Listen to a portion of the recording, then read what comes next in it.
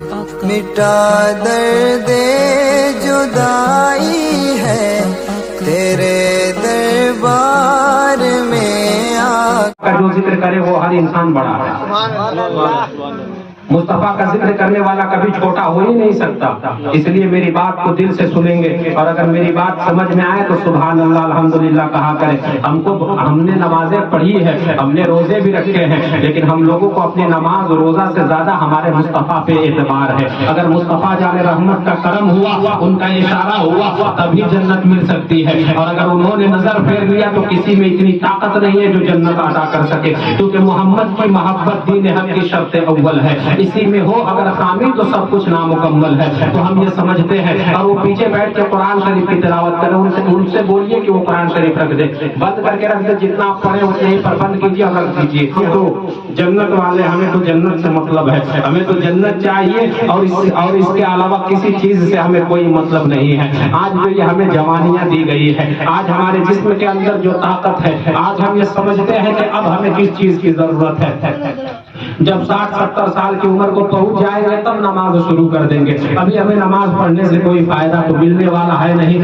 دن بھر بیٹھ کر کے گلی کے نکڑ پہ گزار دیتے ہیں, اپنے دوستوں کے ساتھ کھڑے ہو کر کے گزار دیتے ہیں, لیکن ہمارے پاس اتنا بھی وقت نہیں ہے کہ مسجد میں جائیں اور جا کر خدا کو کم سے کم 2 سجدے کر سکے. یہ جوانی پر کبھی نہیں اترانا, یہ وقت پھر ملنے والا نہیں ہے. ایک مرتبہ جو وقت گزر گیا, جا کر کے دیکھ ان قبرستانوں میں کہ جن کے مٹی کے نیچے ایسے درجنوں آپ کو لیٹے ہوئے ملیں گے, ایسے سینکڑوں لوگ ملیں گے لیٹے ہوئے کہ جن کا ایک زمانہ تھا تو لوگ ان کے نام سے تھر تھر کانپا کرتے تھے. آج جب ان کو مٹی کے نیچے دبا دیا گیا ہے, ان کا کوئی نام لینے والا بھی موجود نہیں ہے. اگر کبھی اپنی طاقت پہ غرور ہونے لگے, اگر کبھی ایسا لگنے لگے کہ ابھی نماز نہیں بلکہ 60 سال کے بعد سے نماز شروع کروں گا, تو کبھی قبرستان میں چلے جانا اور جا کر کے ان مٹی کے نیچے دبے ہوئے مردوں سے پوچھنا کہ ذرا بتا تیرے ساتھ کیا سلوک کیا گیا. تو ان قبروں سے ایک ہی آواز آئے گی کہ میں نے جو کر دیا ہے, میں جو کر کے آیا ہوں, تم وہ کر کے یہاں کبھی نہ آنا. قسم خدا کی, قبر جب ایک جھٹکے مارے گی دنیا کے تمام عیش و آرات کو بھول جاؤ گے. قبر جب ادھر سے دبائے گی دنیا کی تمام رنگینیاں دل توڑ دے گی. تو ہمیں مر کے جب قبر میں جانا ہے اور اپنے رب کو منہ دکھانا ہے, اپنے آقا کو منہ دکھانا ہے, تو ہم اپنی زندگی میں یہ فیصلہ کر لیں گے کہ یہ زندگی جو ہمیں ملی ہے مصطفیٰ جان رحمت کے صدقے میں ملی ہے, تو ہماری جو یہ زندگی گزرے گی کسی اور کے نقش قدم پر نہیں بلکہ مصطفیٰ جان رحمت کے نقش قدم پہ گزار کر کے جائیں گے. قسم خدا کی, اگر ہم نے اپنی زندگی کو مصطفیٰ کے نام کر دیا اور جب لوگ ہمیں قبر میں چھوڑ کر کے اپنے گھر چلے آئیں گے اور فرشتے آ کر کے پوچھیں گے, تو فرشتوں کے پوچھنے سے پہلے میرے محبوب قبر میں تشریف لائیں گے اور پکار کر کے کہیں گے, اے فرشتوں اسے پریشان نہ کرنا, یہ دنیا میں جب تک تھا اس نے مجھے اپنا مان لیا تھا, آج اسے قبر میں میں نے اسے اپنا بنا لیا ہے. جب میرے محبوب اتنا کہہ دیں گے پھر کس کے اندر طاقت ہے کہ ہمیں پریشان کر سکے. اس لیے کوشش یہی کریں کہ یہ زندگی بہت قیمتی ہے اور یہ زندگی بہت مختصر ہے, آنی جانی ہے. جیسے آپ نے دیکھا ہوگا کہ پانی جب گرتا ہے تو ایک بلبلا اٹھتا ہے اور وہ بلبلا دیکھتے دیکھتے غائب ہو جاتا ہے.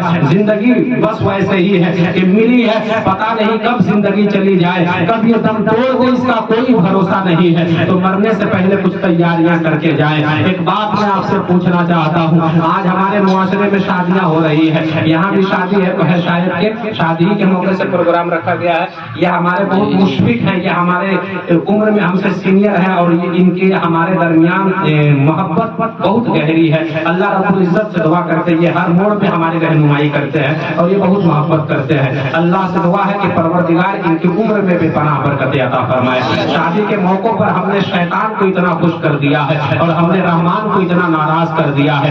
آج اگر کہیں شادیاں ہو رہی ہو تو آپ جا کر کے دیکھیں, اگر کوئی مولوی صاحب کھڑے ہو جائے اور کھڑے ہو کر کے یہ کہہ دے کہ یہ جو آپ کام کر رہے ہو یار یہ کام نہ کرو, مصطفیٰ جان رحمت نے منع کیا ہے, تب دیکھو جواب کیا دیا جاتا ہے. آپ کون ہوتے ہیں روکنے والے؟ اس نے جو روکا تھا یہ تو اپنی طرف سے نہیں روکا تھا. اگر روکا بھی تھا تو مصطفیٰ جان رحمت کا حوالہ دیا تھا, مصطفیٰ کی حدیثیں پڑھ کے سنائی تھی, یا قرآن کی آیتیں پڑھ کر کے سنائیں گے کہ مصطفیٰ جان رحمت نے منع کیا ہے, یا قرآن سے منع کیا گیا یہ کام نہ کرو. لیکن آج دیکھیں ہماری شادیوں میں اگر عورتیں بیٹھ جائیں تو اتنی گیت پہ گیت گائی جا رہی ہے جس گیت کا کوئی وجود نہیں ملتا ہے, جس کے اشعار میں کوئی اس قدر سے طاقت نہیں ہے کہ اس اشعار کو قرآن و حدیث سے اخذ کیا گیا ہو. قرآن و حدیث کی روشنی میں اگر اشعار ہو تو میں خود کہتا ہوں کہ میں بھی بیٹھ کر کے پڑھوں گا اور سب لوگوں کو بیٹھا کر کے سب لوگوں کو پڑھواؤں گا. لیکن مجھے معلوم ہے کہ یہ جو گیت کے اشعار ہوتے ہیں یہ تو شیطان کو خوش کر سکتے ہیں, رحمان کو خوش نہیں کر سکتے ہیں,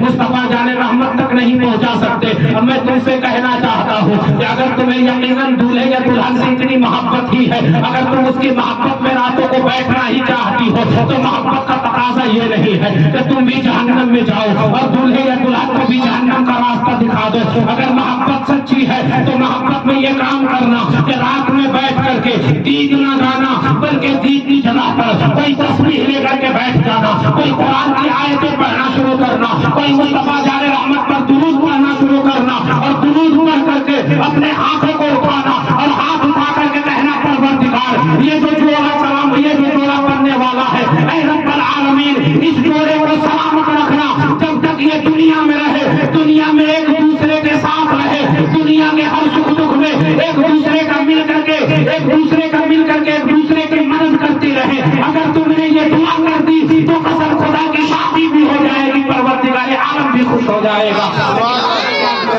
کہ یہ شادیاں جو ہوتی ہے شادیاں ہمارے دل کو خوش کرنے کا ایک ذریعہ بن گیا ہے. اگر میں غلط بول رہا ہوں تو آپ مجھے منع کر سکتے ہیں, لیکن مجھے معلوم ہے ہم بھی اسی معاشرے میں رہ رہے ہیں. دن رات ہم بھی یہی دیکھتے چلے آ رہے ہیں کہ آج کی جو شادیاں ہو رہی ہے قسم خدا کی یہ شادیاں نہیں ہے. آج جو لوگ کہتے ہیں یار ہمارے گھر سے رحمتیں ختم ہو گئی ہے, آج ہمارے گھر کی برکتیں چلی گئی ہیں, کہاں سے کیا کرو, بزنس بڑا نقصان چل رہا ہے, کیسے نہیں چلے گا, اور کیسے یہ اللہ کا شکر ادا کرو کہ عذاب نازل نہیں ہو رہا ہے. ورنہ ہمارے درمیان جو گناہیں کی جا رہی ہے, اگر پہلے کی امت نے اس سے بہت مختصر سا گناہ کیا, آسمان سے آگ آئی اور جلا کر کے وہیں پر خاک کر دی, ہم نے آج کون سا گناہ نہیں کیا. یہ تو مصطفیٰ جان رحمت کا صدقہ ہے کہ اتنے گناہ کرنے کے باوجود بھی اللہ ہم پر عذاب نازل نہیں کر رہا ہے, آسمان سے پتھر نہیں برس رہے. یہ خدا کا بہت بڑا کرم ہے. اس لیے خواتین سے میں گزارش کرنا چاہتا ہوں کہ مذہب اسلام نے تیرا اونچا بڑا مقام کیا ہے, تیرا مقام بڑا اونچا بتایا ہے. اپنے وقت کو کبھی بھی ایسے وقت میں نہ گزارنا کہ قیامت کے دن جب حساب دینا پڑے تو تمہیں اپنے نظروں کو نیچے جھکا لینا پڑے. اگر قیامت کے دن رب نے پوچھ دیا کہ اے خواتین ذرا یہ تو بتا, میں نے تو تیرے قدموں کے نیچے جنت ڈال دیا تھا, تیرے قدموں کے نیچے میں نے جنت کو رکھ دیا تھا, تیرا مقام اتنا اونچا کر دیا تھا, لیکن اس کے باوجود تو نے کیا کر دیا ہے, راتوں کو بیٹھ کر تو نے اپنے وقت کو غیبت میں گزارا ہے اور چغلی میں گزار دیا ہے, یا تو گیت گا کر کے گزار دیا ہے. تو پھر کیا جواب دو گے؟ خواتین اسلام کو میں ایک پیغام دینا چاہتا ہوں, اگر تمہیں معلوم نہیں ہے تو آؤ میں بتاتا ہوں. رب نے تیرا مقام بڑا اونچا کر دیا ہے. جب تک تو کسی کی بیٹی بن کر کے رہی تو تم اس گھر کی رحمتیں بن کر کے رہی. جب تمہارا مقام اور اونچا ہوا, جب تم بیوی بنی ہے تو گھر کی رونق تم سے بڑھا دی گئی ہے, اور جب تم آگے اور بڑھی ہے, جب تم ماں بن گئی ہے تو اللہ نے تیرے قدموں کے نیچے جنت رکھ دی ہے. تیرا مقام بڑا اونچا شریعت میں کیا گیا ہے, رب نے تیرا مقام بڑا اونچا کر دیا ہے. اس لیے اپنے مقام کی لحاظ کرنا اور کبھی بھی اپنے وقت کو دل خوش کرنے میں نہ گزارنا. ایک بات میں آپ کو بتاؤں یار, عورتیں جو ہوتی ہیں ان عورتوں کا مقام شریعت میں اتنا اونچا بنایا گیا ہے کہ جنت کو ان کے قدموں کے نیچے رکھا گیا ہے. ایک بوڑھی خاتون کہ جن کا صرف ایک ہی بیٹا تھا, اس کے علاوہ اس کا کوئی سہارا نہ بچا تھا. ایک دن یہ آیا کہ اس کے بیٹے کی طبیعت خراب ہو گئی. جب بیٹے کی طبیعت خراب ہوئی تو اس نے اپنا داخلہ قریب کے اسپتال میں کروایا ہے. ڈاکٹروں نے جب اپنی مشینیں لگائی ہے, ڈاکٹروں نے جب چیک اپ کیا ہے تو چیک اپ کرنے کے بعد فائنل رپورٹ آیا کہ تیری زندگی کے بہت کم دن بچے ہوئے ہیں.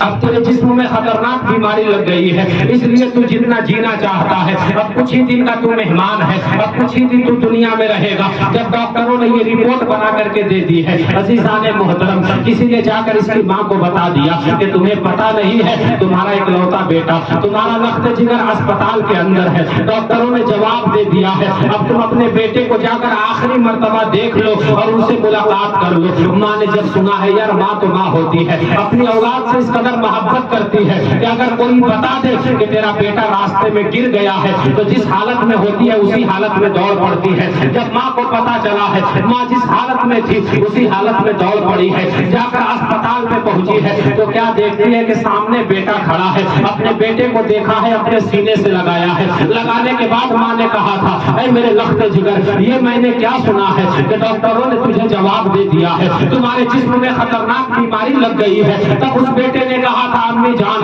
مجھے کچھ بھی نہیں ہوا ہے، یہ دیکھیے آپ کا بیٹا تو آپ کے سامنے کھڑا ہے۔ اتنے میں ماں کی نظر رپورٹ کے اوپر پڑ گئی ہے۔ جب رپورٹ کے اوپر ماں کی نظر پڑی ہے تو ماں نے رپورٹ اٹھا کر کے کہا تھا کہ اے بیٹے دیکھ رپورٹ میں صاف لکھا ہوا ہے کہ تمہارے جسم میں بیماری موجود ہے۔ جب ماں نے اتنا کہا تھا تو بیٹا بھی کوئی عام بیٹا نہیں تھا، بیٹے نے ماں کو ادب کے ساتھ بیٹھایا اور بیٹھانے کے بعد کہا تھا امی جان آپ کے پیر میں جو جوتی ہے وہ جوتی نکال کر کے مجھے دیجیے۔ ماں نے جوتی نکال کر بیٹے کو دیا ہے۔ اب ڈاکٹر بھی حیران ہو کر کے دیکھ رہے ہیں کہ اب یہ کیا کرنے والا ہے۔ اس نوجوان نے کہا تھا کہ مجھے پیالے میں پانی لا کر کے دیا جائے، اس نوجوان کو پیالے میں پانی بھی دے دیا گیا ہے۔ اس نوجوان نے ماں کی جوتی کو اس پیالے کے اندر ڈبایا ہے اور ڈبا کر کے بیٹھ کر کے بسم اللہ الرحمن الرحیم پڑھا ہے اور پڑھ کر کے 3 سانس میں اس پانی کو پی گیا۔ اس کے بعد ڈاکٹروں سے کہا تھا وہ ڈاکٹر ذرا دوبارہ اپنی مشینیں لگا اور لگا کر چیک کر کے بتا کہ میرے جسم میں ابھی بھی وہ بیماری موجود ہے کہ نہیں ہے۔ ڈاکٹر کہہ رہے تھے کہ ہم یہ کہتے ہیں